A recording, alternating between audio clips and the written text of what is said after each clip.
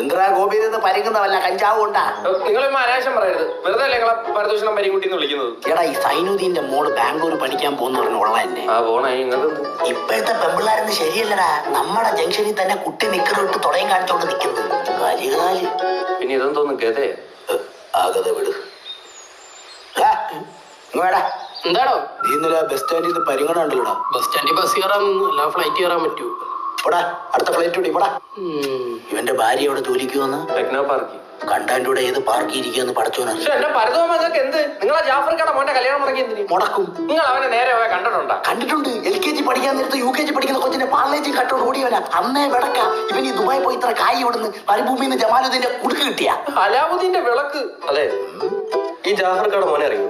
പിന്നെ ജാഫർക്കാടെ മോനെ പറ്റി ചോദിക്കാൻ വന്നത് ഞാൻ പറഞ്ഞോളാം. കഞ്ചാവ് ദുബായില് കഞ്ചാവ് അത് ഈ ഒട്ടകത്തിന്റെ ചാണകത്തിന്ന് ഉണ്ടാക്കുന്നത്. കാക്കടുത്ത് ആര് പറഞ്ഞു? നമുക്കവിടെ ഷാർജ് കുടിക്കുന്ന ഒരു ഷേക്കിനെ പരിചയമുണ്ട്. മാഫിയ ശശി എന്നാ കിട്ടിയ ന്യൂസ്. മാഫിയ ശശിയുടെ സ്റ്റണ്ട് കണ്ടിട്ടുണ്ടോ? ഇല്ല. എന്നെ പറ്റി വേണ്ടാത്ത പറഞ്ഞു വരുത്തല്ലേ. ജാഫറിന്റെ മോനങ്ങ് വളർന്നല്ല. താൻ അവിടെ പോയി മര്യാദക്ക് മാറ്റി പറഞ്ഞോളാം.